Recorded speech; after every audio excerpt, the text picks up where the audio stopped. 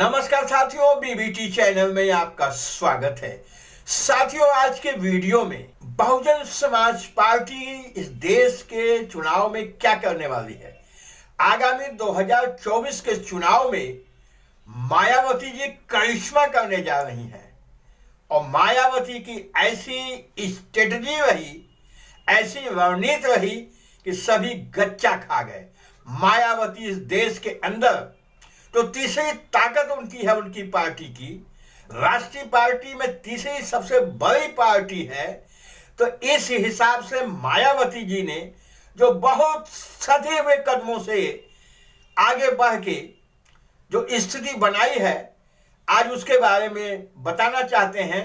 आप इस पे चौंकेंगे। मायावती जी लगातार ये कहती रही कि मेरा किसी पार्टी से समझौता नहीं होगा, हम ना तो एनडीए में जाएंगे ना इंडिया अलायंस में जाएंगे। तो लोग यही समझ रहे थे कि मायावती अब किसी से समझौता करने वाली नहीं है।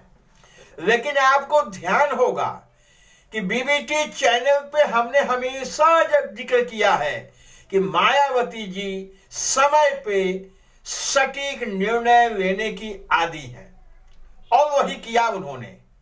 जैसे जैसे चुनाव नजदीक आता जा रहा है, मायावती जी ने अपने पत्ते खोलने शुरू कर दिए हैं। कल तेलंगाना में चंद्रशेखर राव की पार्टी भारत राष्ट्र पार्टी, इनसे इनका समझौता हो गया है, सीटों का तालमेल भी हो गया है। इसी तरह से बहुत पहले खबर आई थी कि पंजाब में शिरोमणि अकाली दल से बहुजन समाज पार्टी का समझौता हो गया है, लेकिन बीच बीच में होता था कि समझौता टूट गया है। लेकिन ऐसा नहीं है, शिरोमणि अकाली दल से इनका समझौता आज भी बरकरार है। जो सीटों का तालमेल है उसी के आधार पर वहां चुनाव मैदान में बीएसपी जाएगी। अब उत्तर प्रदेश बचता है। उत्तर प्रदेश में भी बहुजन समाज पार्टी की बातचीत छोटी छोटी कई पार्टियों से चल रही है।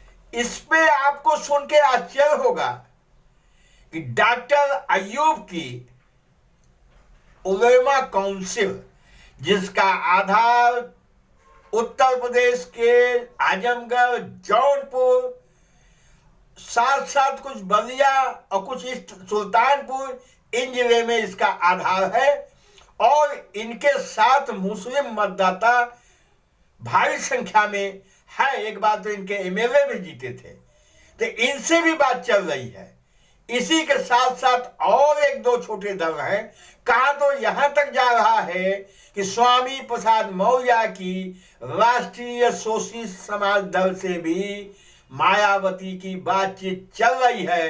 हो सकता है at the last moment Swami Prasad Maurya भी बहुजन समाज पार्टी के गठबंधन में आ जाएं, क्योंकि उनके वर्कर रहे हैं, उनके साथ काफी दिनों तक रहे हैं और जो विचारधारा स्वामी प्रसाद मौर्य की है बहुजन समाज पार्टी से मेल खाती है। अब हरियाणा में आ जाइए। हरियाणा में प्रकाश चौटाला की पार्टी जो है दो धड़े में बटी है, तो उसमें से चौटाला की एक धड़े से इनकी बातचीत चल रही है।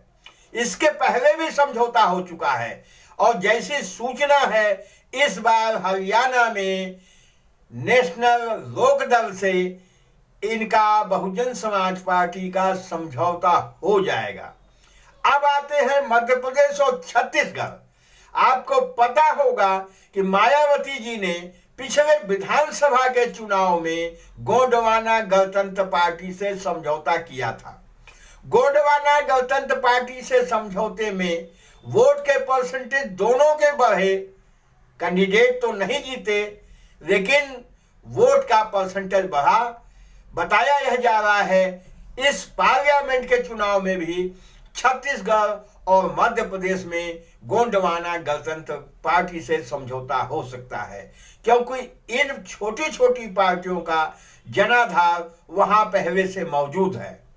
बहुजन समाज पार्टी अपने उद्देश्य जो उनका की पूर्ति के लिए बहुजन समाज पार्टी के नेत्री मायावती जी इन छोटे सह दुख भोगी, सह दुख रोगी, समान विचारधारा के संगठनों से, पार्टियों से, चाहे भले कितनी छोटी हैं, मायावती जी समझौता कर सकती हैं। वो समझ रही हैं, समय के नब्ज को पहचानती हैं कि अब देश के अंदर सिर्फ दो ही विचारधारा चलने वाली है, एक मनुवाद की विचारधारा और दूसरी मानववाद की विचारधारा।